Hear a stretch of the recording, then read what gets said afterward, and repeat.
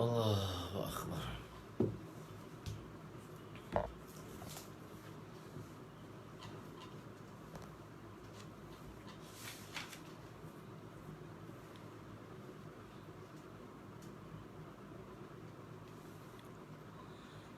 Bismillahirrahmanirrahim. Assalamualaikum warahmatullahi wabarakatuh. Subhanaka la ilma lana illa ma 'allamtana innaka antal alimul hakim. Wala haula wala quwwata illa billahil aliyyil azim. Rabbi yassir wa la tu'assir wa tammim bil khair ya fattah wa bika nasta'in. Nahmaduhu wa nusalli wa nusallim ala rasulihil karim wa ala alihi وأصحابه الفاتحين بهديهم إلى الحقيقة المجاذة أما بعد أعوذ بالله من الشيطان الرجيم بسم الله الرحمن الرحيم والعصر إن الإنسان لفي خسر إلا الذين آمنوا وعملوا الصالحات وتواصوا بالحق وتواصوا بالصبر صدق الله العظيم وقال النبي صلى الله عليه وسلم لا يؤمن أحدكم حتى يحب لأخيه ما يحب لنفسه وقال النبي صلى الله عليه وسلم نضر الله امرأ سمع مقالتي فوعاها ثم أدها كما سمع رب مبلغ أو آمن سامعين أو كما قال عليهم الصلاة والسلام. Jadi alhamdulillah bersyukur kita kepada Allah Subhanahu wa taala. Insya-Allah hari ini kita akan mulakan pada muka surat 157 iaitu tentang pertanyaan Sayyidina Jibril alaihi salam kepada Nabi tentang hari kiamat. Akhbirni anis sa'ah. Beriman kepada hari kiamat telah kita bincangkan di dalam dalam pertanyaan dalam rukun iman, dan ini tambahan lagi daripada pertanyaan Jibril, bilakah akan berlakunya kiamat. Jadi alhamdulillah kita dah sampai hari ke-10 di dalam bulan Ramadan, hari terakhir. Allahu Akbar. Hari terakhir kita berada di 10 hari rahmat. Hari terakhir kita berada di 10 hari rahmat. Khair, kita muka surat 157 dahulu. Harta Nabi itu dia akan datang selepas itulah dalam 160. Khair, setelah 3 pertanyaan tentang Islam, tentang iman, tentang ihsan. Setelah 3 pertanyaan, Sayyidina Jibril tanya Nabi tentang Islam, tentang iman dan tentang ihsan.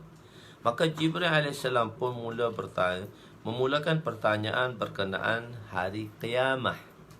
Bilakah kiamah akan berlaku? Maksudnya pertanyaan ni ialah akhbirni anis sa'ah. Dalam bracket itu waktu qiyamis sa'ah, iaitu bilakah akan berlakunya bilakah akan waktu qiyam, bilakah akan berlakunya hari kiamat. Sa'ah, kiamah dipanggil sa'ah. As-sa'ah ni hari kiamat. Kenapa kiamat itu dipanggil as-sa'ah? Sa'ah ni maksud dia ialah, maksudnya dalam bahasa Arab ni dia banyak makna. Salah satu maknanya ialah sa'ah ni tiba-tiba. Makna dia apa dia? Maknanya ialah tiba-tiba. Hal yanzuruna illa as-sa'ah an ta'tiyahum baghtatan wa hum la yash'urun. Mereka yang menentang Nabi SAW tidak ada lagi yang mereka tunggu melainkan sa'ah, yakni kiamat yang akan datang kepada mereka secara mengejut, secara tiba-tiba, dalam keadaan mereka lalai dan leka dengan perkara-perkara keduniaan. Az-Zukhruf ayat 66. Walaupun begitu ada tanda-tandanya. Tapi walaupun kiamat itu datang tiba-tiba, telah kita ceritakan sedikit sebanyak tentang beriman pada hari kiamat. Beriman pada hari kiamat iaitu datang tiba-tiba, tapi dia ada tanda-tanda kiamat. Walaupun begitu, seperti turunnya Nabi Isa, keluarnya Dajjal, terbitnya matahari daripada sebelah barat, keluarnya Ya'jud wa Ma'jud, dan peristiwa-peristiwa yang berlaku sebelum ni telah kita cerita secara ringkas apakah 10 peristiwa-peristiwa yang akan berlaku, dan selepas tu ulama kira lah ada berapa lagi masa akan berlakunya hari kiamat. Lebih kurang ialah lebih kurang 100 tahun. Tapi pada masa tu, sebelum datangnya sangkakala kiamat, orang-orang beriman telah tiada, telah kita jelaskan sebelum ni. Allah an Sa'd bin Sa'd radhiyallahu anhu qala ra'aitu Rasul sallallahu alaihi wasallam qala bi isba'ihi hakadha bil wusta wallati tali abham bu'istu was-sa'ah kahataini, rawahu Bukhari. Iaitu Sayyidina Sahal bin Sa'ad radhiyallahu anhu berkata bahawa aku melihat Rasulullah sallallahu alaihi wasallam mengisyaratkan dengan jari tengah dan telunjuk baginda sallallahu alaihi wasallam sambil bersabda, aku diutuskan sedangkan kiamat itu begitu hampir seumpama dua jari. Itu tengah dengan jari tengah dengan jari telunjuk. Macam tu tiba-tiba. Tanda awal kiamat ialah pengutusan Nabi itu sendiri. Nabi dihantar tu pun sebenarnya tanda kiamat. Sebab Nabi-Nabi lain pun datang, Anbiya alaihimussalatu wa taslimat, yang lain datang memberitahu tentang hari kiamat. Nabi-Nabi lain pun beritahu juga tentang hari kiamat, kehidupan kematian, hari kiamat akan tiba. Dan kedatangan Nabi itu memang tanda awal lah.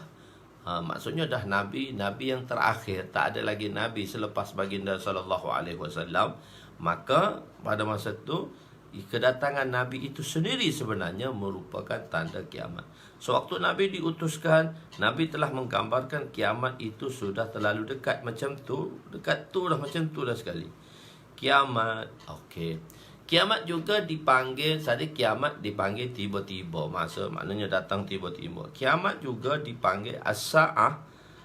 Sa'ah ni juga dia memberi satu maksud terlalu lama. Tadi tiba-tiba.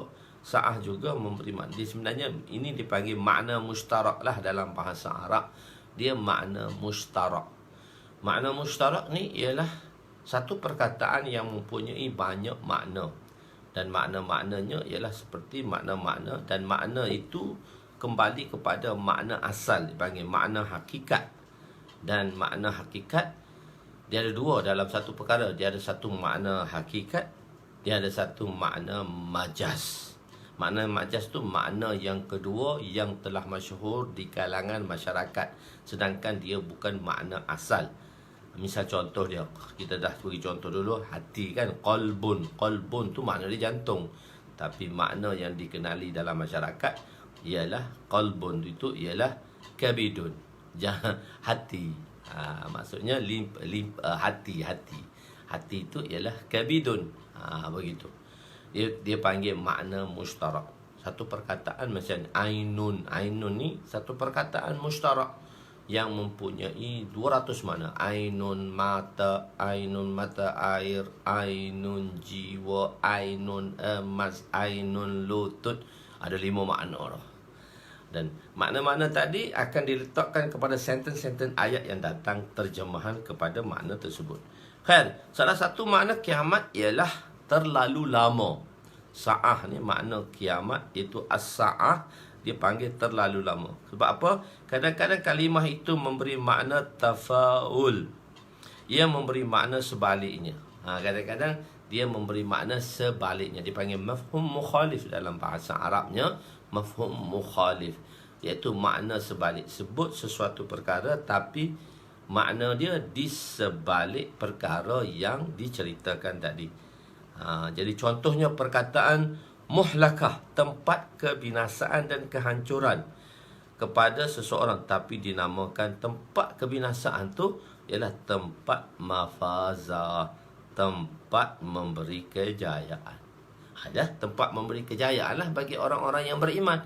Tapi bagi orang-orang yang kufur, bagi orang-orang yang engkar, tempat itu ialah tempat kebinasaan.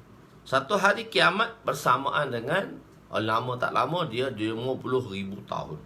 Waktu yang lama dipanggil sa'ah, masa yang panjang. Masa yang apa? Masa yang panjang. Cuma pertanyaan, bila ditanya mal mas'ul anha bi'a'lama minas sa'il. Nabi, manis sa'ah? Manis sa'ah? Bila Sayyidina Jibril AS tanya, bila waktu qiyamis sa'ah? Bila nak berlakunya kiamat? Bila nak berdirinya kiamat? Jadi Nabi jawab ajib kan? Nabi jawab lain. Nabi jawab mal mas'ul. Tengok pada 158 tu, Nabi jawab mal mas'ul anha bi'a'lama minas sa'il. Sepatutnya jawapan dia ma ana a'lama minka.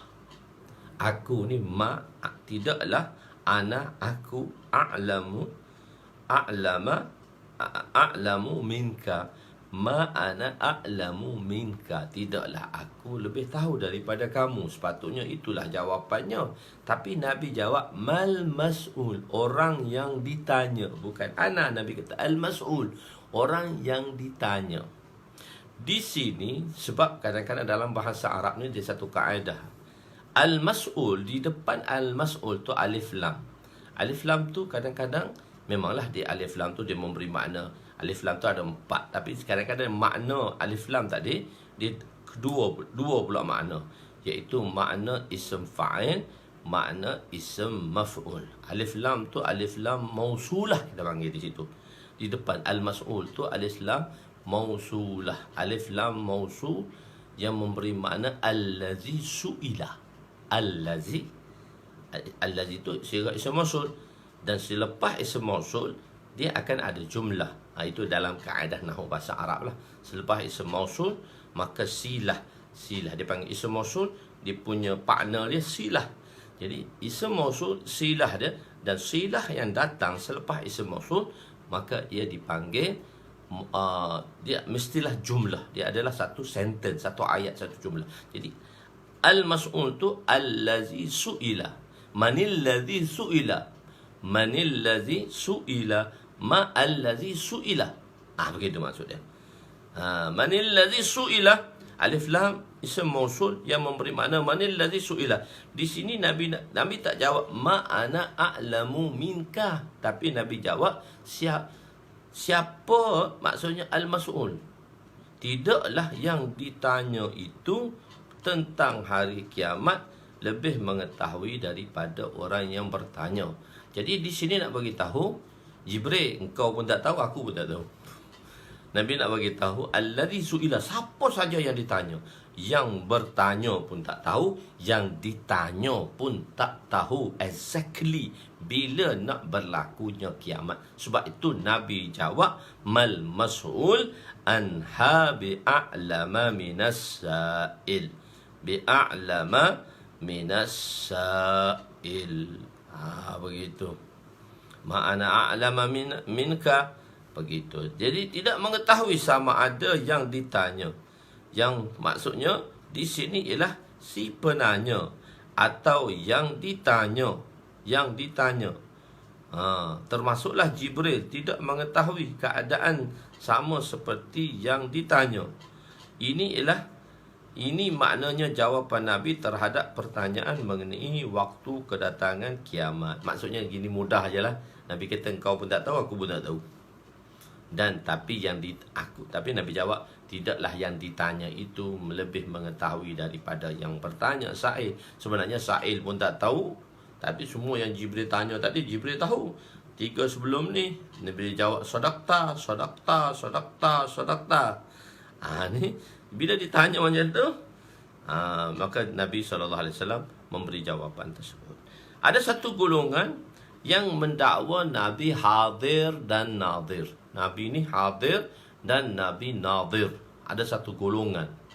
Jadi ni golongan ini dipanggil golongan Berlui. Kalau kita di India, di Pakistan, dan fahaman ni fahaman Berlui. Mereka mengatakan bahawa Nabi itu hadir dan nadir. Maksudnya Nabi tahu ilmu-ilmu gaib. Dia mendakwa Nabi tahu ilmu gaib. Dan mereka golongan ini ialah golongan ini Allahu Akbar. Golongan ini mendakwa tadilah Nabi itu hadir dan nadir. Nabi tahu ilmu gaib, Nabi sama dengan Tuhan. Ini golongan ini di segi akidah dia terpesong. Dia tidak, kita tak kafirkan dia, cuma dia terpesong. Ulama pesong, maknanya dia terpesong daripada jalan yang betul. Khair. Jadi ada golongan yang mendakwakan, iaitu Nabi mengetahui segala sehinggakan ilmu gaib seperti Allah. Hadis ini menunjukkan Nabi sendiri mengatakan bahawa baginda sendiri tidak mengetahui bilanya datang hari kiamat, apatah lagi untuk mengetahui ilmu gaib yang lain. Pendapat Ahlus Sunnah wal Jamaah ialah ilmu Nabi itu lebih daripada semua makhluk yang ada, dan ilmu yang ada pada Allah itu ilmu zati, dan ilmu baginda ilmu atai, ilmu yang diberi oleh Allah Subhanahu Wa Taala. Berakhirnya ilmu kemanusiaan, bila berakhirnya ilmu keduniawian, kemanusiaan, ilmu sains lah kita kata, bila berakhirnya ilmu sains, maka baru bermulanya ilmu nabi-nabi. Bila berakhirnya ilmu nabi-nabi, maka bermulalah Rasulullah. Maksudnya ilmu Rasulullah ni, Masya Allah, di kalangan dan bila berakhirnya ilmu Nabi SAW, maka berakhirlah maknanya berakhirlah ilmu Nabi, baru bermulanya ilmu Allah. Pengetahuan Allah tu terlalu luas. Bila berakhirnya ilmu insan, di situ bermulanya ilmu para nabi. Penghujung ilmu nabi, bermulanya ilmu Rasulullah SAW. Tempat di mana tiada satu jisim pun yang boleh sampai kepadanya, hinggakan Jibril juga. Maksudnya tempat yang mana tak ada siapa boleh sampai, iaitu di Sidratul Muntaha. Apabila di malam Mi'raj, Sayyidina Jibril AS telah membawa baginda SAW untuk di-mi'rajkan. Isra' ialah perjalanan daripada Mekah ke Baitul Muqaddis. Mi'raj ialah perjalanan daripada Baitul Muqaddis ke langit pertama, langit kedua, langit ketiga, langit keempat, langit kelima, langit keenam, langit ketujuh, Sidratul Muntaha. Nak sampai Sidratul Muntaha tu, Jibril berhenti. Jibril tak boleh naik dah. Dalam riwayat ada dua riwayat. Ada mengatakan Sayyidina Jibril alaihissalam, di antara Allah dengan Sayyidina Jibril ada 70 hijab. 70 hijab. Ada riwayat mengatakan, dalam Mishkat ni dua-dua riwayat ada.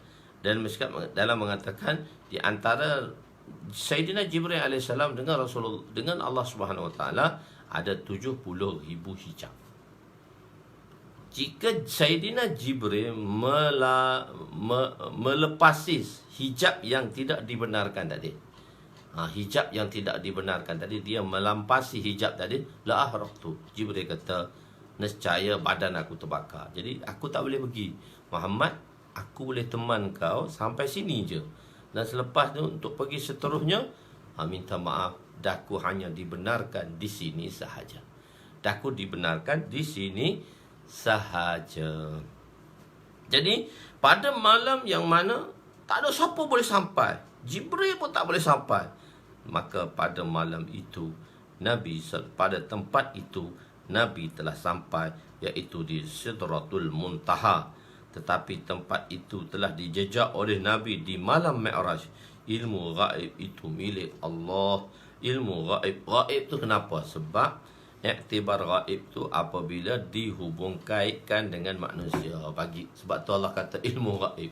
Ilmu gaib, dia tahu ilmu gaib. Sebab manusia tahu hak hadir saja, hak gaib tak tahu. Bagi Allah tu alimul ghaibi wasyahadatil kabirul muta'al. Dialah yang mengetahui perkara yang gaib dan perkara yang nyata. Dia jugalah yang maha besar lagi maha tinggi, yang mengatasi segala-galanya.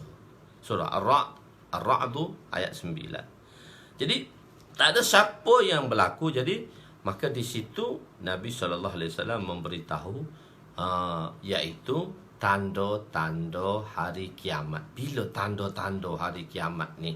Jadi apakah tanda-tanda hari kiamat? Di sini menunjukkan banyaknya tanda-tanda kiamat tadi. antara tanda terawal kedatangan kiamat ialah kehadiran baginda. Dan Nabi SAW memberitahu salah satu tanda hari kiamat ialah di sini, iaitu Nabi kata apa dia? Anta lida'amatu rabbataha. Salah satu tanda ialah hari kiamat. Apa tanda dia? Anta lida'amatu, seorang hamba sahaya wanita. Hamba sahaya, amatan ni hamba wanita lah, telah melahirkan tuannya. Seorang hamba melahirkan tuannya. Apa maksud seorang hamba melahirkan tuannya? Di sini ulama telah tiga tafsir. Ulama telah menyatakan 3 maksud hamba melahirkan tuannya. Iaitu seorang wanita, dia hamba, dia lahirkan tuannya. Iaitu, apa maksud dia?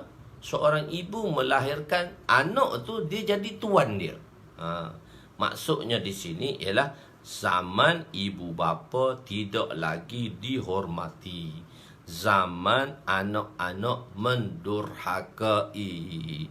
Maksudnya ialah wanita melahirkan tuannya. Di sini maksudnya anak-anak tadi jadi anak durhaka. Anak tadi bermuamalah macam mana bermuamalah seorang tuan dengan hambanya terhadap ibunya. Anak-anak durhaka dah. Dia kata, mak saya ni kerja. Jadi kalau saya tak tahu nak letak anak saya kat mana. Kalau saya letak nursery, saya kena bayar. Jadi beginilah, saya letak anak saya dengan mak dan saya bayar kat mak. Inna lillahi wa inna ilaihi raji'un. Mak dia suruh dijadikan nursery untuk jaga anak dia.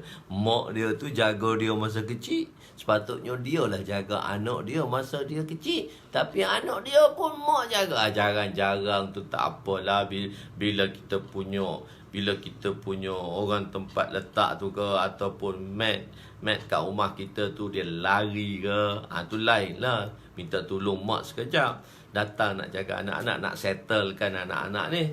Ni dah kerja belaka. Jadi mak dia, jadi innalillah. Jadi buat bermuamalah. Mak tu kita kena bagi duit pada dia, bukan dia kita suruh jaga anak kita. Begitu tak boleh. Mak kita kena layan betul-betul. Ibu bapa kita kena layan betul-betul.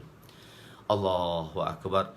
Nak mendapat keberkatan hidup ialah kita menghormati ibu bapa.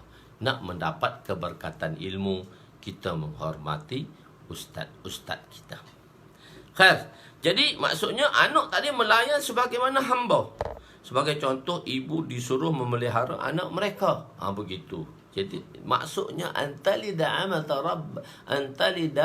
amatu rabbataha ni, ibu melahirkan tuannya, iaitu lahirnya zaman pendurhakaan anak kepada ibu bapa. Anak-anak mendurhaka dah kepada ibu bapa, itu tanda dah hampir kiamat dah tu. Dan satu lagi ulama mengatakan zaman tersebarnya muamalah haram. Okey, kita tengok dalam sistem hamba, dalam sistem penghambaan, apabila dalam sistem penghambaan ini dipanggil, apabila seorang lelaki dia memiliki hamba yang dijual, yang memiliki dia ada satu orang hamba sahaya wanita, dan hamba sahaya wanita ni adalah hamba sahaya wanita ni, dia adalah seperti isteri lah, macam isteri lah kepada tuannya. Ini hanya wanita, hamba wanita dengan tuannya lelaki. Tapi kalaulah hamba lelaki dengan tuannya wanita, tak ada, dia tak hukum dia macam tu, tidak, dia tak boleh. Tapi kalau hamba wanita, maksudnya halalnya bagi seorang itu apabila dia berkahwin, maka wanita tadi halal lah ke atasnya. Tetapi kalau hamba, dia tak perlu kahwin. Dia milik tadi, hamba tadi, dia jadi hamba, dia tak perlu kahwin. Maka hamba tadi adalah kepunyaan tangan kanan kepada tuannya. Kepunyaan tangan kanan kepada tuannya. Jadi apabila seorang lelaki, tuan lelaki ni, dia memiliki hamba yang dibeli, maka dia boleh bermuamalah dengan hamba tadi sebagaimana dia bermuasyarah dan bermuamalah dengan isterinya. Dengan sebab itu lahirlah anak. Anak itu ialah merdeka. Hamba tadi tetap lagi dalam hamba lah, dia tak boleh merdeka. Anak dia tadi dah merdeka dah. Sebab tuan dia merdeka, hamba tu wanita. Jadi hamba itu setelah melahirkan anak tuannya, maka hamba itu kita panggil dalam sistem penghambaan lah. Dia ada fiqh sistem penghambaan, tapi sekarang sistem penghambaan telah unvalid. Dia tak boleh dipakai lagi dah. Dah unvalid dah. Tak boleh dipakai lagi. Tapi dalam fiqh kita akan belajarlah sistem hamba. Jadi hamba tadi dia panggil Ummul Walad. Ada istilah dia panggil Ummul Walad. Ummul Walad ni dia ada hukum, dia ada kata Ummul Walad, Hambar Mudabbar. Hambar Mudabbar, Hambar Ummul Walad, salah satunya Ummul Walad ni iaitu hamba tadi telah melahirkan zuriat bagi tuannya. Hamba tadi dipanggil Ummul Walad, ibu kepada anak si tuan tadi. Maka Ummul Walad ni hukum dia akan merdeka apabila tuannya tadi meninggal. Dan salah satu hukum lagi kepada Ummul Walad, dia tidak boleh dijual. Dia tak boleh jual dah. Dia tak boleh dijual dah. Jadi hamba tadi dijual, dan bila dijual haramlah. Tapi zaman berlakunya muamalah haram ni, orang tak kisah lagi haram ke halal ke, hentam sajalah belalang. Berhenti kata kepada anak dia, belalang dia hentam sajalah belalang.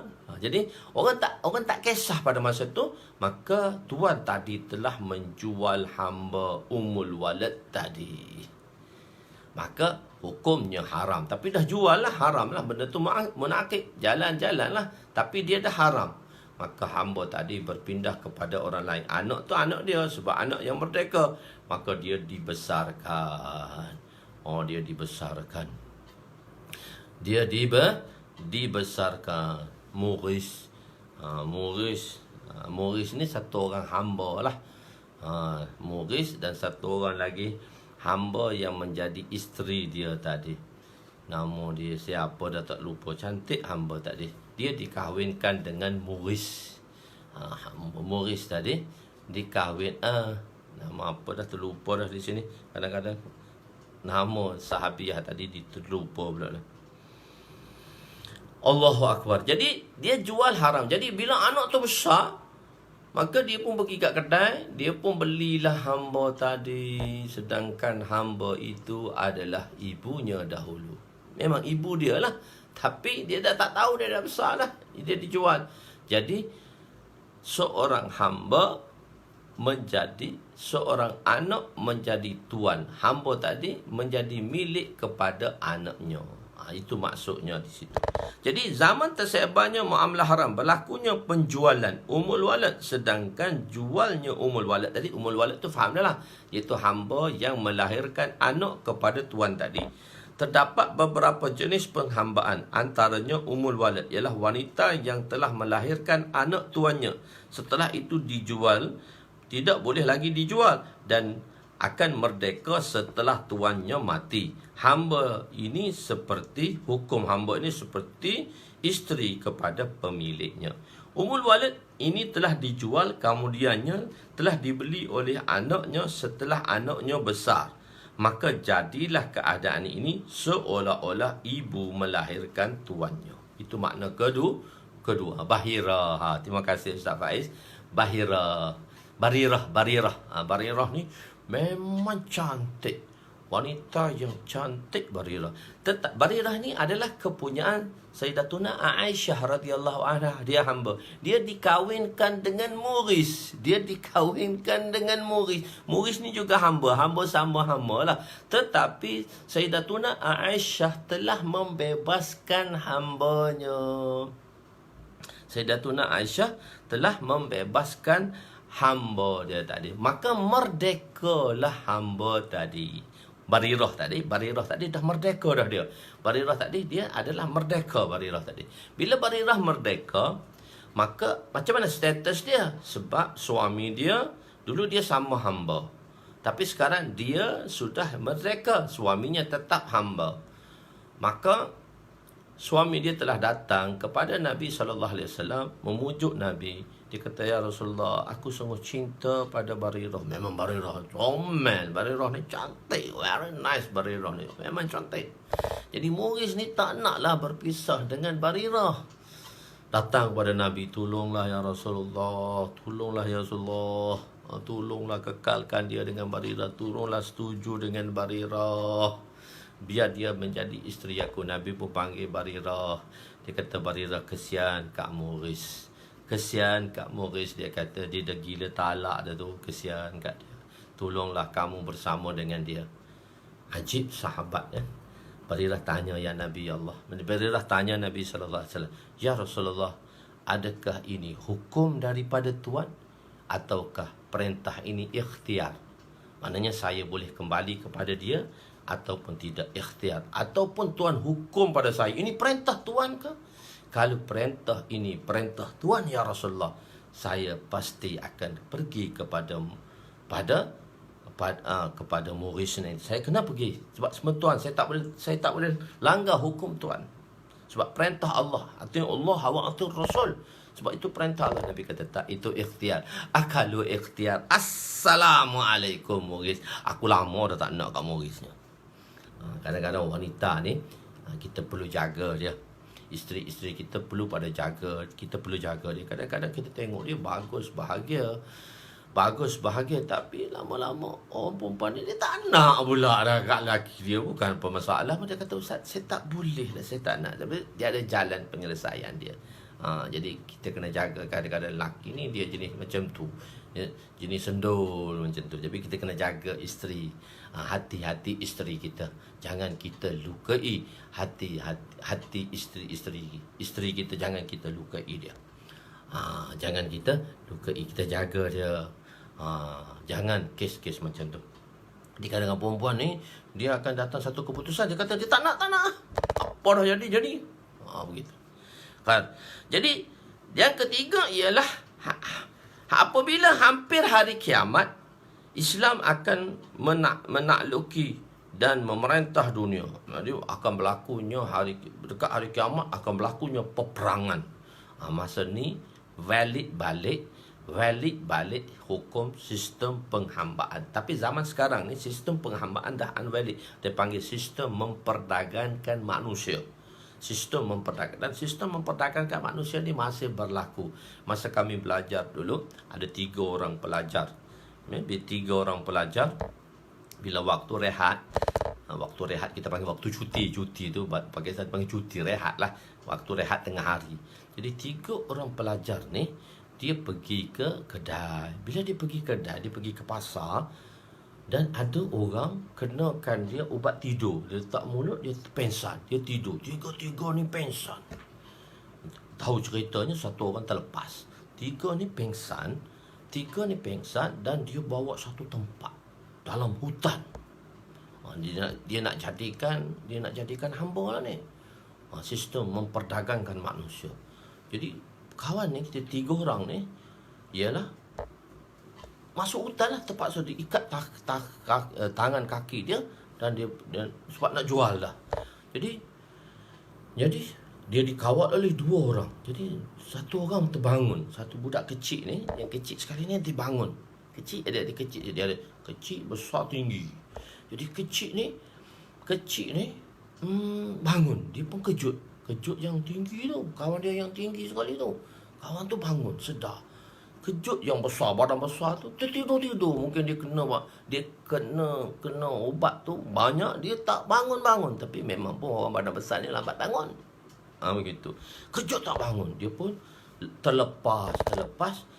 2 orang ni pergi cari makan. Pergi cari makan, disuruh satu orang pergi cari makan, satu orang jaga kat luar. Jadi dia pun terlepas, dia pun lari, 2 orang ni lari. Yang dah tidur tu nak macam mana? dah tak bangun Haji. Jadi dua orang tu datang selepas beli makanan, dia tengok tak ada, dia pun kejar dalam hutan, dia kejar. Jadi bila dia kejar, dia cari, dia dapat dua orang ni. Jadi lagilah dua orang ni, yang kecil dengan yang tinggi. Tapi cerita Hindustan. Cerita Hindustan pula. Maksudnya di dalam negeri Pakistan, Hindustan, Pakistan, India ni Hindustan lah, benua Hindustan. Jadi cerita dia tak lari daripada kereta api lah. Tapi cerita ni betul. Tapi itulah kehidupan orang India Pakistan. Dia real dia. Dia hidup dengan kereta api je. Kereta api panjang. Tuan-tuan tak pernah naik kereta api. Saya pernah naik kereta api daripada Delhi sampai ke Trevinium. Apa ni? Trevinium ni satu tempat di bukan Kolkata, dia di bawah Kerala lagi. Trevinium. Tak lama naik kereta api tu. 60 jam saja. 3 hari 2 malam. Dia sistem pengangkutan. Tuan tak pernah naik lagi. Kita orang naik duduk atas kereta api tu macam etikaf tau dengan jemaah tu. 3 hari 2 malam. 60 jam. 48 jam tu Trevinium. Kita pergi Trevilian. Kita pergi daripada masa tu kan tahun 80-an. Sistem tu je masa saya pergi jemaah. Saya habis belajar tu, saya pergi keluar jemaah, baru saya belajar di Pakistan. Tapi di India masa tu dalam cuma 4 bulan. Kita dalam pergi tahun 89. Jadi kita naik daripada Delhi ke Trevinium 60 jam. Tuan-tuan tengok ya, bila turun daripada kereta api tu kan, terhayung-hayang sebab kereta api duduk 3 hari 2 malam. 3 hari tu 3 malam 2 hari, 60 jam lah, tak kira lah. Begitu lama sekali naik kereta api. Masya Allah. Jadi dia pun sampai satu stesen, tahu tak? Satu stesen kampung tadi. Maka lalulah kereta api. Sebab tu saya kata cerita Hindustan. So dia lalu kereta api barang. Jadi kereta api ni dia tak berhenti kat situ. Dia akan perlahankan sampai stesen, dia akan pergerakan dia perlahan. Dia tak speed. Jadi kawan ni lompat atas kereta api. Tapi kawan tu, 2 orang yang kejar tu tembak. Tam! Memang dia tembak je, main tembak je. Tam! Tembak tu terkena pada yang tinggi. Tinggi tu jatuh, kena kat kaki. Dia tak sempat nak lompat. Yang kecil tu terlompat. Dia kata, kau pergilah, kau pergi. Aku tak boleh pergilah. Lepas tu mungkin dia kena tangkap balik lah. Dia kena tangkap balik. Lepas dia kena tangkap balik, dan satu kereta api tu sampai satu tempat, baru dia tahu di mana tempat dia yang dia sampai. Baru dia pun pulang balik ke madrasah dan dia cerita pada kita. Kita orang, jomlah kita pergi cari. 2 orang lagi nak pergi cari. Mana dia kata, aku tak tahu tempat tu masa kita pensan. Dia nak jadi sistem memperdagangkan manusia. Jadi berlaku pada masa zaman sekarang pun berlaku di Malaysia, sistem memperdagangkan manusia. Jadi unvalid dah. Tapi dekat dengan hari kiamat nanti akan valid lagi. Islam akan melawan menakluk dunia. Hamba, tawanan, perang akan melahirkan anak. Orang Islam yang dijadikan hamba ini melahirkan tuannya. Maksudnya jadi kan dia dijadikan hamba. Bani Quraizah tu kan, Bani Quraizah tadi, bila dia menentang Nabi menyerang dia.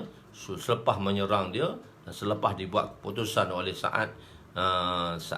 Sayyidina Sa'ad, dia ada 2, Sa'ad bin Mu'az dan Sa'ad bin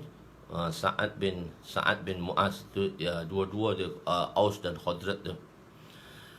Sa'ad bin Ubadah dan Sa'ad bin Mu'az. Sa'ad bin Ubadah dan hadat Sa'ad bin Mu'az. Sahibul Khadraj Sa'ad bin Ubadah, Sahibul Khadraj dan Sahibul Aus Sa'ad bin Mu'az. Dia telah buat keputusan. Bila dibuat keputusan, iaitu maka dia dibunuh. Lelaki semua dibunuh, wanita dijadikan hamba. Begitu. Itu zaman dulu lah.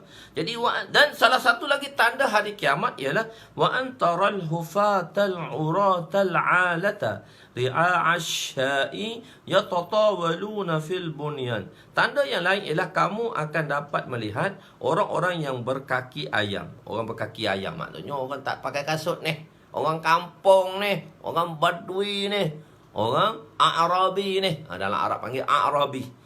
Tak ada kaki ayam, lagi miskin, hanya mengembala kambing yang berlumba-lumba untuk membina bangunan tinggi pencakar langit kerana banyaknya harta yang ada pada mereka. Dulu kan Arab, minta maaf dulu, Arab dia miskin lagi. Lepas datang minyak tu dah jadi kaya dah. Datang minyak tu jadi kaya. Dulu miskin tahun 60-an tu, tahun 50-an tu orang Melayu di Mekah tu, orang Melayu masih lagi kaya di situ. Sebab tu tanah-tanah orang Melayu ada kat Mekah. Tetapi selepas tu Allah buka futahat pada dia, Allah buka kejayaan dia, Mekah, mana semua tanah-tanah Arab ni jadi kaya dengan sebab minyak. Jadi mereka berlumba-lumba buat bangunan yang tinggi, berbangga-bangga, mengatasi antara satu sama lain untuk berbangga-bangga. Pembangunan akan berluasa dan harta dihabiskan untuk pembangunan. Pembangunan tidak salah, tapi berlumba-lumba untuk berbangga-bangga ke atas satu sama lain, itulah yang salah. Khair. Jadi apa harta yang Allah bagi pada kita, hendaklah kita bersyukur. Jadi nak bertanya, kaya tu boleh ke tak? Miskin tu macam mana? Adakah orang kaya disukai atau orang miskin disukai? Orang kaya yang pemurah disukai oleh Allah dibandingkan dengan orang miskin yang bersyukur. Orang kaya yang bersyukur dan orang miskin yang bersabar. Ada orang yang mana Allah bagi dia Masya Allah rezeki. Ada orang yang mana bagi rezeki. Ada satu orang datuk tu, dia jumpa saya bila dia punya abang meninggal, adik-beradik tak nak, anak-anak tak nak terima harta dibahagikan dengan secara, sebab bila dia meninggal, masa dia hidup tu dia nampak satu isteri saja. Bila dia meninggal ada dua lagi isteri dia keluar. Memanglah dia dah kahwin lama dah dengan isteri nombor 2, isteri nombor 3 ni dia dah kahwin. Anak pun dah besar-besar, bukan anak kecil-kecil, anak dah besar-besar. Bila dia meninggal, maka ada isteri lain lagi, dua lagi isteri lain yang mana anak-anak mereka pun dah besar dah. Yang mana isteri pertama pun tak tahu, anak pertama pun tak tahu, anak kedua, anak isteri pertama tak tahu ada anak isteri kedua dan ketiga. Anak isteri kedua, ketiga pun dah besar-besar dah. Macam mana disimpan rahsia ni Tan Sri ni, Masya Allah bagus. Tak tahu. Jadi bila dia meninggal tu baru tahu dia ada dua lagi isteri dia. Jadi nak dibagi secara faraid lah, harta nak dibagi secara faraid lah. Datuk tu yang jaga harta abang dia tadi tu, dia kata susah pening kepala Ustaz. Kenapa? Anak-anak tak nak terima faraid. Saya kata, tu faraid dia berapa seorang untuk anak-anak?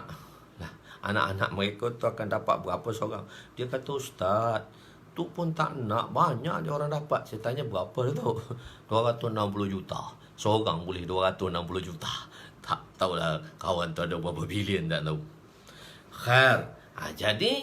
Jadi harta orang kaya yang bersyukur atau orang miskin yang bersabar, mana yang terbaik?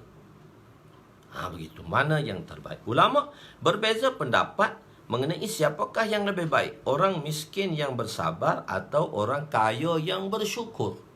Orang miskin yang bersabar, sebab kan kadang-kadang Allah bagi kurnia, Masya Allah, dulu dia daripada miskin, selepas tu Allah bagi kurniaan pada mereka. Jadi mana yang bersyukur? Maka daripada hadis Nabi kita boleh lihat dua-dua. Sebab kehidupan Nabi, kita kena lihat kehidupan Nabi. Nabi memilih jalan miskin. Nabi tak miskin. Pada peringkat awal tu Nabi miskin lah.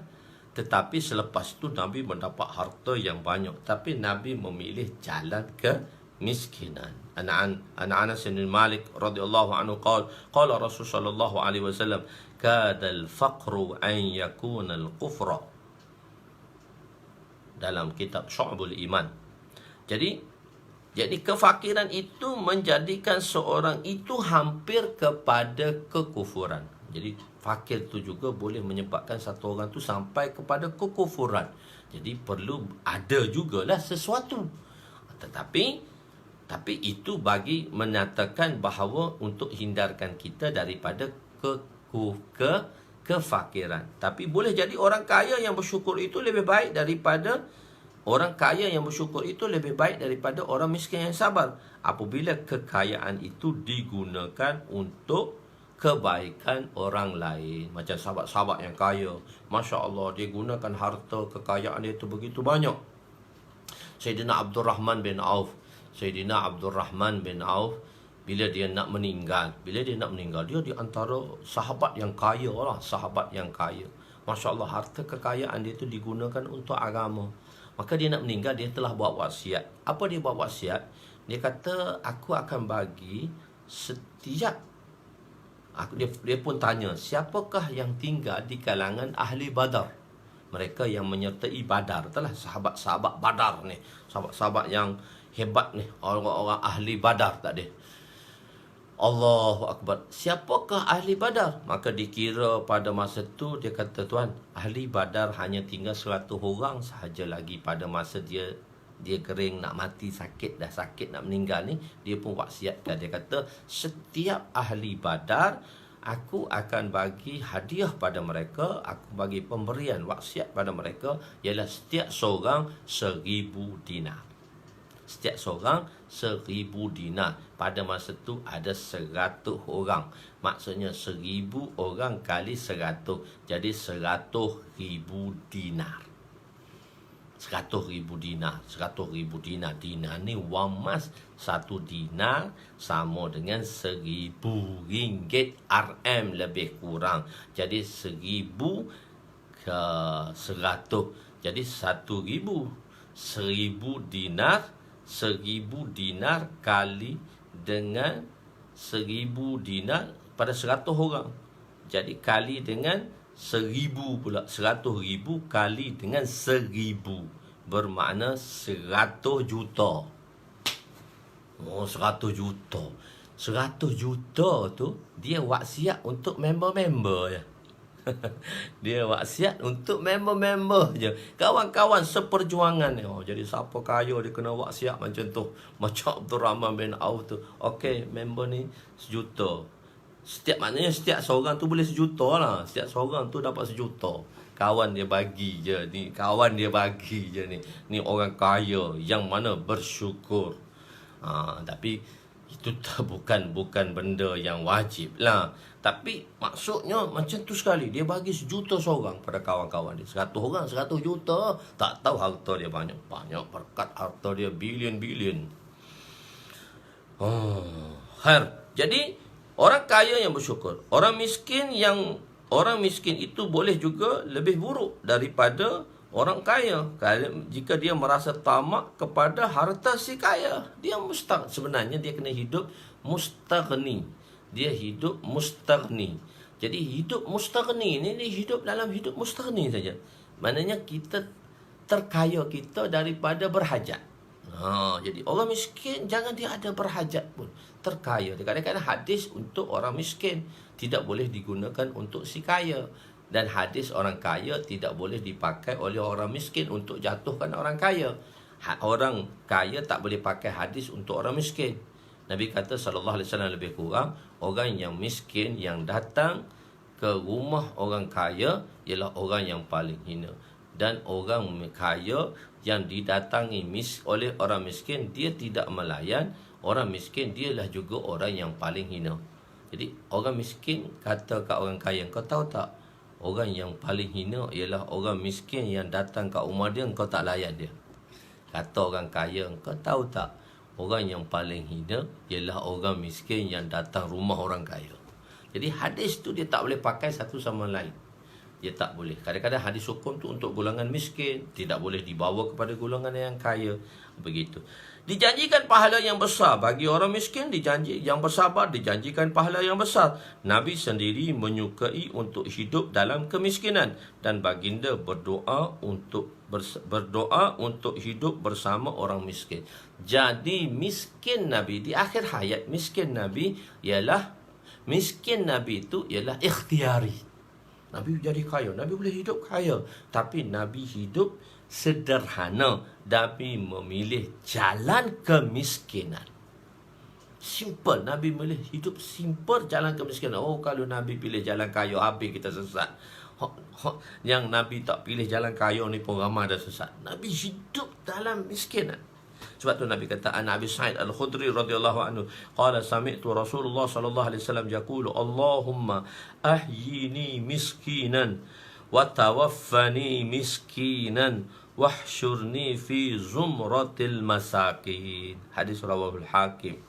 Hadza hadisun sahihun. Hadis ini hadis sahih dan sanadnya ialah sanad khan. Jadi Sayyidina Abu Sa'id Al-Khudri radhiyallahu anhu berkata bahawa saya telah mendengar Rasulullah sallallahu alaihi wasallam bersabda, "Ya Allah, hiduplah aku dengan sifat orang miskin, matilah aku dalam keadaan miskin, dan himpunkanlah aku di padang mahsyar dalam kalangan orang masakin." Nabi sendiri berdoa untuk hidup bersama orang miskin, dan kemiskinan Nabi yang Nabi ikhtiar dalam kehidupannya, Nabi menjalani kehidupan dengan berikhtiar sebagai seorang yang miskin. Orang hidup miskin. Jadi sebenarnya bila Rasulullah sallallahu alaihi wasallam wafat, harta Nabi tidak boleh dimiliki oleh sesiapa pun. Harta Nabi tidak boleh dimiraskan, tidak boleh dibagi kepada warisnya. Harta Nabi akan diletakkan di Baitul Mal. Jadi ada hadis dia agak bercerangga, dipanggil ta'arud. Hadis tu bercerangga satu sama lain. Sayyidina Aisyah kata, sewaktu Rasulullah sallallahu alaihi wasallam wafat, tidak ada makanan pun di rumah Nabi untuk dimakan. Kalaulah tidak ada minyak pun untuk menyalakan api di rumah Nabi. Tidak ada nyalaan api di rumah Nabi. Kalau ada minyak, Aisyah kata, ada lemak, kami makan lemak tu, kami makan minyak tu, tapi tak ada minyak pun untuk nyalakan api. Maksudnya Nabi hidup memang sederhana. Nabi hidup dengan cara miskin. Itu ikhtiar Nabi. Nabi dibentangkan dunia di depannya. Nabi dibentangkan Bukit Uhud tu emas. Nabi kata, tak, aku bukan nak ni.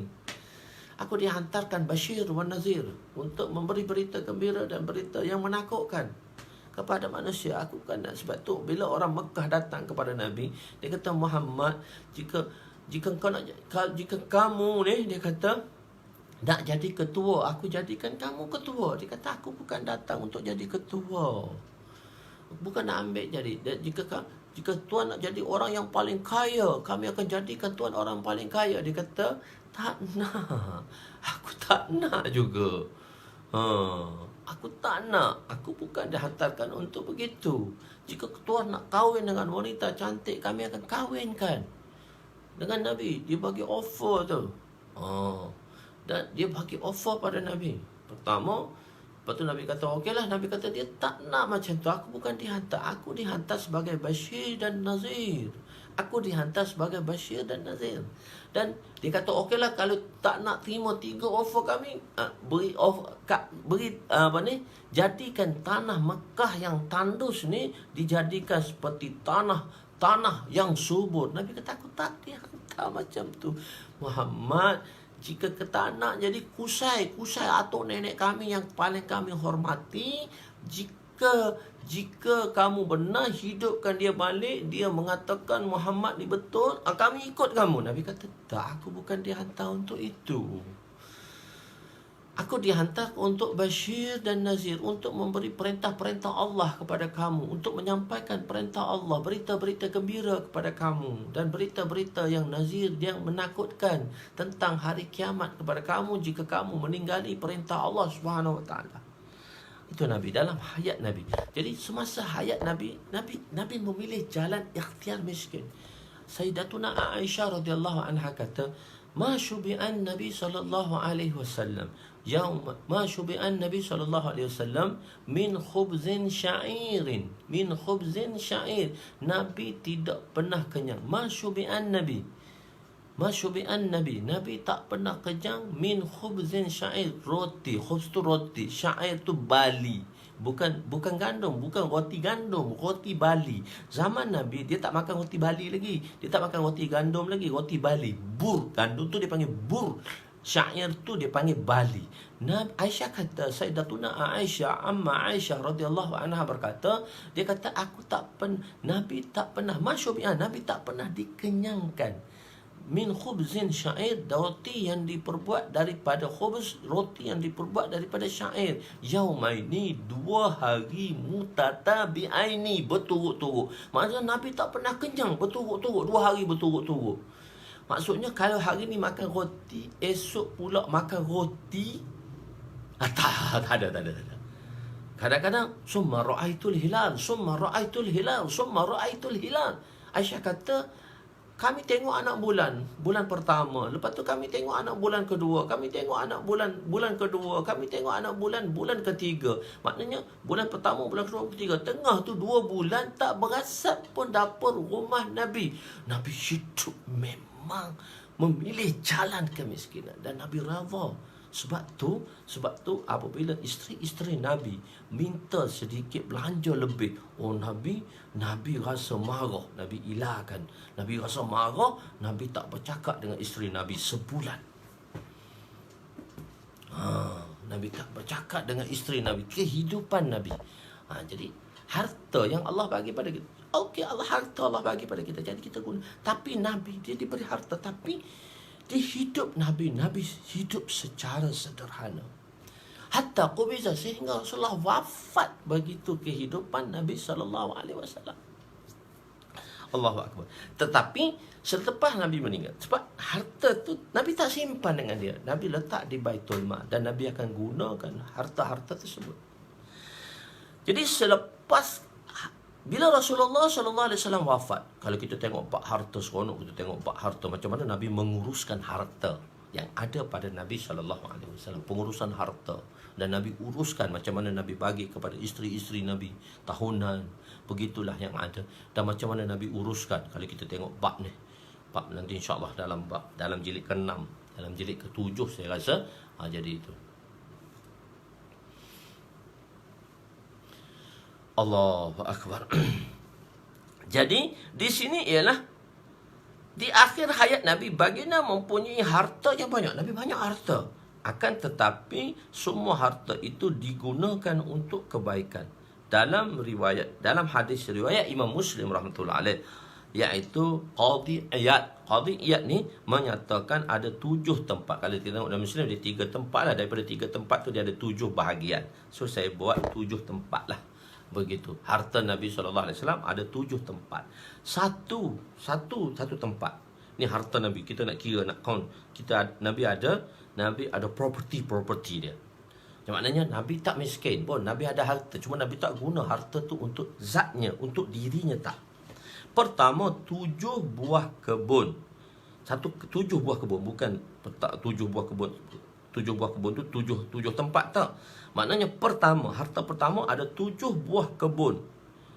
Bani Nadir, satu orang Yahudi Bani Nadir telah menghadiahkan pada Nabi oleh seorang Yahudi yang bernama Muhiriq pada peperangan Uhud. Selepas peperangan Uhud, beliau masuk Islam. Lepas dia masuk Islam, Yahudi ni, nama Muhiriq ni, dia telah hadiahkan kepada Nabi. Sebab Nabi tak boleh terima sedekah, Nabi boleh terima hadiah. Orang dia hadiahkan pada Nabi 7 buah kebun. Satu-satu kebun tu besar, mesti ada 400, 500 hingga 1000 batang pokok kurma. Barulah mau kebun. Kita bila kita pergi Madinah tu, seronok pergi Madinah tahun 2011 tu, masa tu Pak Long tu, Sain Ustaz Hamzah, orang rumah Ustaz Hamzah, orang kampung Ustaz Hamzah, dia kahwin dan dia pindah, dia duduk Madinah, dia jaga kebun. Selepas tu dia jaga kebun satu orang kaya tu. Kalau terpanggil Pak Long di situ. Cerita cinta Madinah berlaku di situ tu. Yang berlaku cinta Madinah tu. Jadi Pak Long ni, saya pergi masuk kebun tu, kita orang panjat pokok kurma tu, dia macam pokok kelapa sawit. Kita panjat tu, makan buah kurma atas tu, gugusan tu lagi seronok. Jadi di Madinah ni ada 7 buah kebun. Kedua, tanah orang-orang Ansar yang dihadiahkan kepada Nabi. Bila Nabi pergi ke Madinah, ada orang-orang Ansar menghadiahkan kepada Nabi SAW. Menghadiahkan kepada Nabi SAW. Itu tanah-tanah orang Madinah, hadiah pada Nabi, milik personal Nabi, properti Nabi. Ketiga, harta khumus. 1/5 daripada harta peperangan. Harta khumus ni 1/3 daripada harta peperangan. Jadi banyakkan peperangan berlaku, maka 4 peperangan. Bila peperangan dipanggil, bila ghazwah, berlakunya ghazwah, bila berlaku peperangan, itu harta tu kita panggil dia harta ghanimah. Dan bila orang Islam menyerang, maka tempat itu dikalahkan oleh orang Islam. Maka bila berlakunya pertempuran, kalahnya dan harta ditinggal, itu harta dipanggil harta ghanimah. Harta ghanimah ni 1/5 diberi untuk Rasul, 4/5 Allah dan Rasulullah diberi kepada Nabi lah. Dan 4/5 lagi diberi kepada mujahid-mujahid yang datang. Mujahid-mujahid yang datang. 4/5 ni mujahid-mujahid yang datang diberi kepada mujahid. Dia dibahagikanlah. Yang berkuda 2 dapat 2 hissa, 2 bahagian.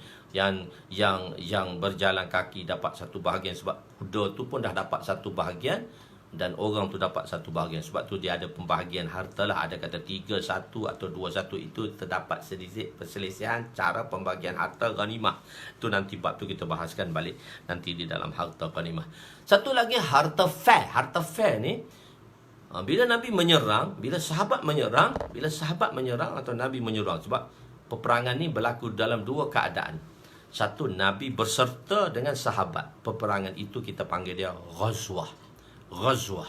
Dan plural pada perkataan ghazwah, ghazaya. Itu yang mana ghazwah tadi, peperangan yang mana disertai oleh Nabi. Okey. Satu lagi, Siriyah ni jamak dia saraya. Siriyah ni Nabi hantar tentera, Nabi tak menyertainya. Jadi semasa hidup Nabi SAW 10 tahun, lebih kurang dalam sirah mengatakan 150 jemaah Nabi hantar dalam masa 10 tahun. Dalam 20 jemaah Nabi menyertai peperangan itu yang kita panggil dia ghazwah atau ghazaya. Dalam pluralnya 125 lagi Nabi tidak menyertainya, yang kita panggil dia siriyah atau saraya, jemaah yang dihantar tanpa Nabi. Jadi bila menyerang orang kampung tu tak serang, tak menentang, dia meninggalkan harta. Harta yang ditinggal itu kita tak panggil harta fair, kita panggil dia harta apa dia? Kita tak panggil dia harta ghanimah, tapi kita panggil dia harta fair. Harta fair. Dia ada 2 keadaan harta ni. Satu, bila menyerang dan berlawan, harta yang ditinggal tu ghanimah. Dan harta ghanimah hukum dia, ittifaq ulama mengatakan 1/5 untuk Nabi dan 4/5 untuk tentera. Bila pergi satu tempat tu ditinggalkan oleh musuh. Bila tempat itu ditinggalkan oleh musuh, harta itu adalah harta fair.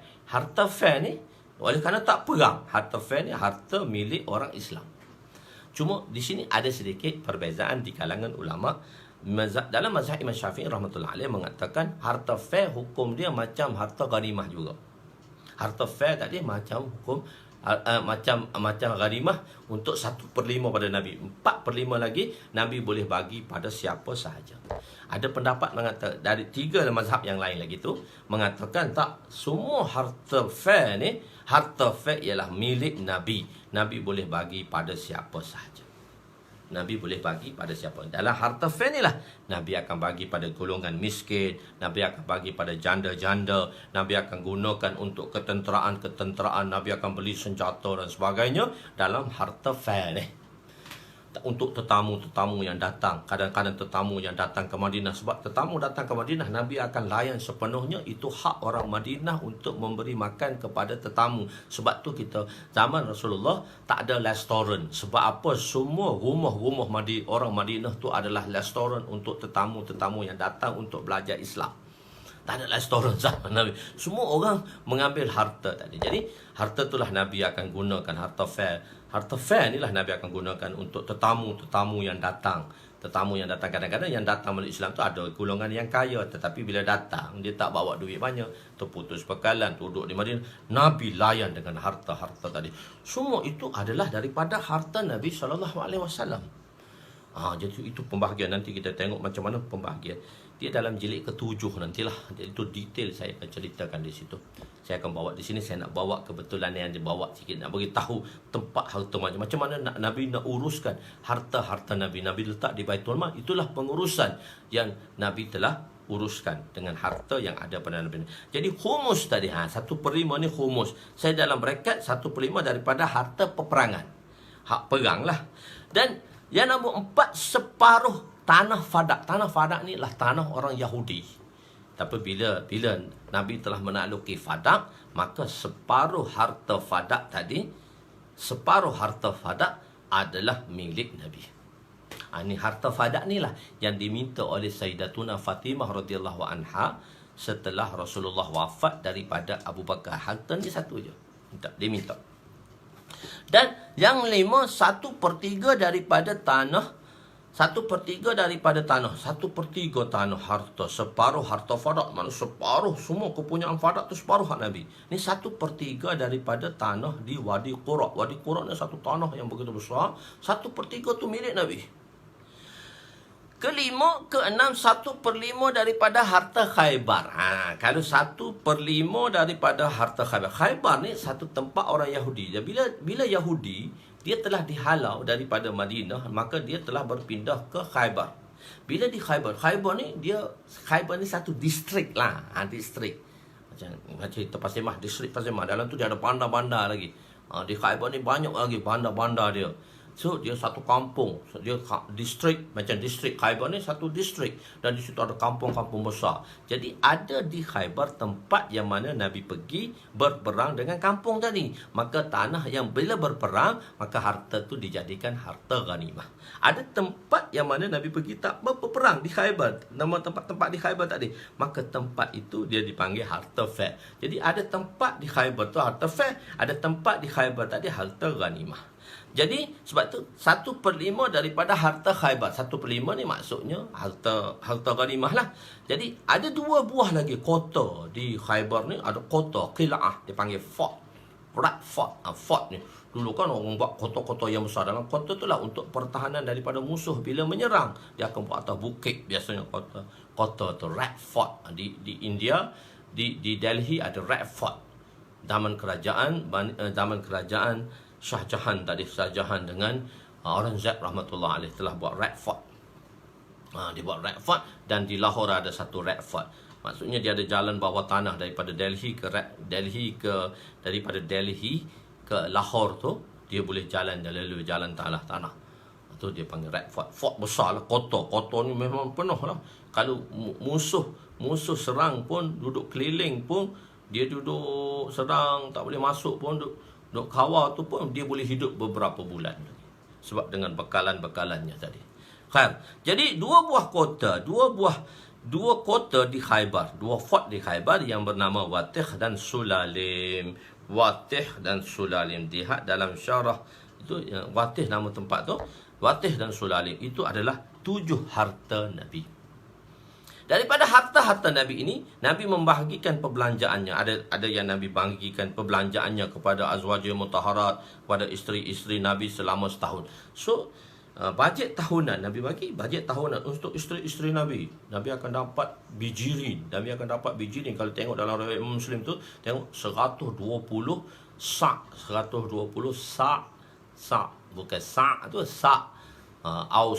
Ausak ni dia banyak lagi daripada bilangan sa'. Sa' tu gantang. Sa' ni ausak.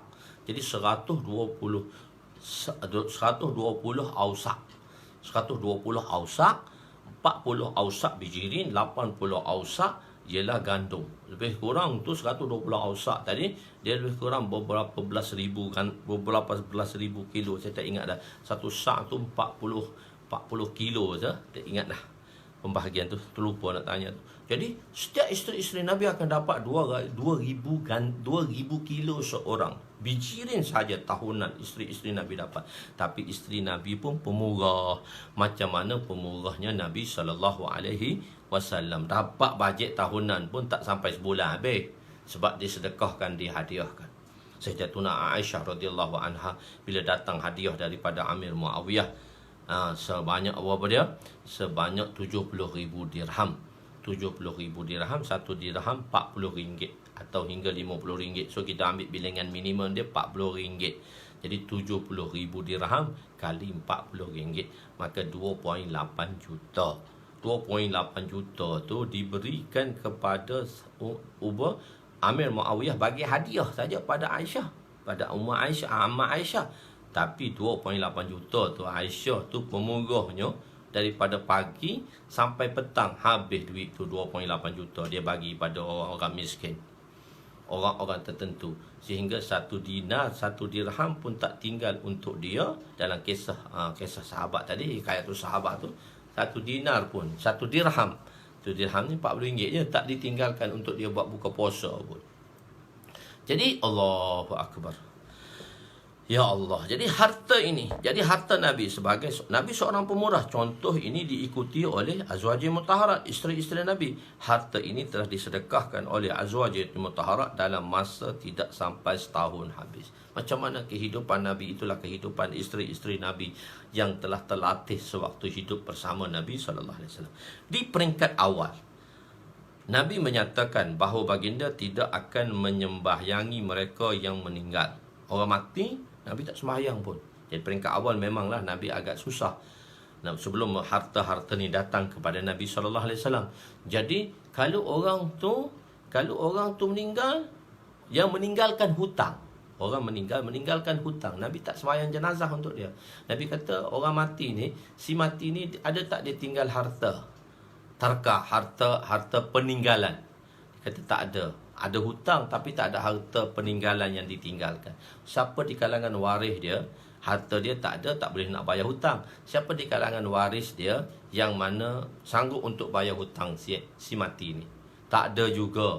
Okey, Nabi offer lagi. Siapa di kalangan orang Islam yang berada, yang nak bayar hutang dia? Sebab Nabi tak akan jenazahkan orang tu bila dia ada hutang. Pada masa itu Nabi masih lagi harta tak meluas kepada Nabi SAW. Jadi bila tak meluas, maka Nabi kata, kau sembahyanglah jenazah pada saudara kamu, aku tak akan sembahyang. Itu peringkat awal. Tapi selepas itu dah Nabi mendapat harta yang banyak tadi, harta-harta yang ada pada Nabi. So Nabi akan sembahyang jenazah dan Nabi akan uruskan pembayaran harta tersebut. Nabi bayar sendiri, Nabi jenazahkan dia di peringkat awal. Jadi Allahu Akbar. Atau oleh warisnya, atau dibayar oleh orang Islam lain. Di peringkat akhir, Nabi sendiri mengambil tanggungjawab untuk melangsaikan hutang sahabat yang tidak dapat ditunaikan itu. Nabi telah membayar tebusan darah Islam yang telah dibunuh di Khaybar dengan 100 ekor unta, supaya darah orang Islam itu tidak disia-siakannya daripada harta baginda sendiri. Dalam bab dia panggil di dalam bab sumpah. Di dalam bab sumpah nanti, bab bersumpah, berjumpa khasama, dalam bab khasama, iaitu berlakunya satu peristiwa berlaku, iaitu Abdul Rahman, dia bersama dengan sepupunya Huwaisah bersama dengan Abdul Rahman datang ke Khaybar, dan dia berpisah di Khaybar. Sebab Khaybar tu besar, dia pun berpisah. Tetapi setelah itu Abdul Rahman, Huwaisah mendapati Abdul Rahman mati dibunuh. So dia mendakwalah, dia bak khasamah tadi. Maknanya mayat dijumpai di satu tempat, yang mana tempat itu, mayat itu, dan tanda-tanda bahawa orang tempat tadi dibunuh. Orang tempat tadi itu dibunuh oleh golongan tersebut. Maka orang yang mendakwa tadi boleh mendakwa bahawa tempat itu telah membunuhnya. Dan dia kalau tak ada, dia kena membawa saksi. Kalau dia tak bawa saksi, orang mendakwa tadi, orang yang didakwa tadi akan bersumpah 50 sumpah, maka membebaskan dia daripada tuduhan tersebut. Okey, begitu senang. Jadi Huwaisah ni dia dapati Abdul Rahman meninggal. Jadi benda ni telah disampaikan kepada Nabi. Maka nak pergi jumpa Nabi, dia pergi 3 orang. Huwaisah bersama adiknya Muhayyasah, Huwaisah bersama adiknya Muhayyasah, dan dia bawa adik Abdul Rahman, iaitu Abdullah. Jadi dia ni sepupu sepapat tadi. Huwaisah dan Muhayyasah adik beradik, Abdul Rahman dengan Abdullah adik beradik. Jadi yang meninggalnya, yang dibunuhnya Abdul Rahman. Jadi Huwaisah yang bersama Abdul Rahman tapi tidak melihat macam mana Abdul Rahman dibunuh, cuma dia dapati Abdul Rahman telah mati saja. Dan Huwaisah datang dengan adiknya Muhayyasah dan adik kepada si mati Abdullah. Datang kepada Nabi untuk mendakwa bahawa orang Yahudi di Khaybar telah membunuh abangnya Abdul Rahman tadi. Maka Abdullah, adik kepada si mati, dia rasa berhak untuk bercakap pada masa tu. Maka dia pun memulakan percakapan. Ajib, Nabi hajar hidup ni, Nabi ajar kehidupan ni. Jadi orang di kalangan, Nabi tanya, siapakah di kalangan kamu yang paling berusia? Dialah yang akan bentang masalah ini, bukan yang muda. Sebab Nabi tengok Abdul Rahman tu, Abdullah tu muda. Nabi kata, siapa di kalangan tua? Orang tua yang bercakap. Nabi ajar adab, orang tua yang bercakap. Sebab tu kita golongan yang tua, veteran, kita dahulukan dalam apa-apa. Golongan orang yang tua dulu sebab dia pengalaman lebih. Dia yang dibenarkan. Itu adab Nabi ajar. Dalam bab serius pun adab masih dijaga. Oh, Nabi kata Abdul Rahman tak boleh cakap, Abdullah tak boleh cakap. Yang cakap ialah orang yang tua. Huwaisah lah cakap dakwa bahawa orang Yahudi telah membunuh Abdul Rahman. Tapi Nabi kata, kamu ada saksi ke? Masa peristiwa tu kamu ada tak? Tak ada. Kamu tak ada saksi. Al-yaminu alal ad-da'wa alal mudda'i. Bagi yang mendakwa perlu adanya hujah. Al-mudda'i, orang yang mendakwa tadi perlu ada hujah. Da'wa alal mudda'i. Kalau orang yang mendakwa tadi dia tak ada dalil, tak ada hujah, maka al-yaminu ala man ankara, maka orang yang didakwa itu akan bersumpah. Tapi bab khasamah ni, bab yang mayat dijumpai di satu kawasan tadi, yang tak tahu siapa pembunuhnya, yang didakwa dia perlu 50 kali sumpah. Jadi oleh kerana orang Islam, 3 orang ni tak dapat kemukakan dalil bahawa abang itu, Abdul Rahman itu mati dibunuh oleh Yahudi, maka bagi pihak Nabi kata, dan kamu tak ada dalil, maka Yahudi akan bersumpah lah. Kalau Yahudi bersumpah dusta, dah kamu tak keluarkan, kamu tak ada dalil, kamu tak ada hujah, kamu tak ada reason, macam mana nak jatuhkan hukuman kepada yang didakwa? Maka dalam Islam, yang didakwa tadi akan bersumpah. Jadi orang Yahudi bersumpah membebaskan dia daripada tuduhan tadi, daripada kena bayar 100 ekor unta untuk qatl khata'. Untuk qatl khata', kalau hukum dia mana ni, hukum qatl khata'. Qatl khata' hukum membunuh secara tak sengaja. Maksudnya jika sabit kesalahan, dia kena bayar diyah. Dia tidak dikenakan qisas, tapi dia kenakan bayar diyah. Diyah itu ialah 100 ekor unta. Situ. Jadi tak boleh 100, patutnya dia kena bayar 100 ekor unta. Jadi Nabi SAW mengambil tanggungjawab bahawa dia telah Nabi baginda memberi 100 ekor unta miliknya kepada waris si mati. Tu Nabi bagi. Sebab tu saya cerita ringkas sini, dalam bab lain tu dia ada. Saya cerita ringkas. Jadi di sini, di peringkat akhir, Nabi sendiri mengambil tanggungjawab untuk menyelesaikan hutang sahabat yang tidak ditunaikan. Nabi SAW telah membayar tebusan darah seorang Islam yang mati dibunuh di Khaybar dengan 100 ekor unta, supaya darah orang Islam itu tidak disia-siakan daripada harta baginda sendiri. Harta peninggalan Nabi tidak diwariskan oleh sesiapa pun daripada kalangan waris Nabi. Semua harta Nabi dimasukkan ke Baitul Mal. Sayyidatuna Fatimah radhiyallahu anha datang untuk menuntut harta fadak daripada Sayyidina Abu Bakar, tetapi tidak diberi oleh Sayyidina Abu Bakar kerana harta itu tidak diwarisi oleh keluarga baginda.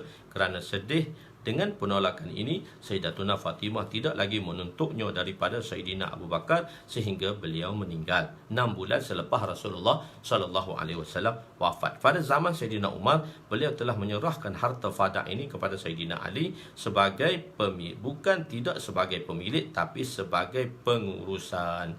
Ada sedikit perbezaan faham di kalangan riwayat Sayyidatuna Aisyah dalam menceritakan tiada makanan di rumah Nabi dan tiada minyak ketika kewafatan Nabi. Ini tidak bercanggah dengan riwayat mengenai harta Nabi, kerana harta Nabi tidak satu pun disimpan di rumah Nabi. 8.20 lah, cepatnya masa. Kita ingat nak habiskan hadis ni hari ni. Sikit lagi. Tapi tak apa, kita berhenti dulu di situ. Ada sedikit lagi perbentangan yang kita nak ceritakan. Sebab harta fadat tu 8.20 dah. Saya minta maaf, saya baru tengok jam. Tengah ralik-ralik tengok jam dah 8.20 dah. Okey, tak apa. Kita berhenti di situ.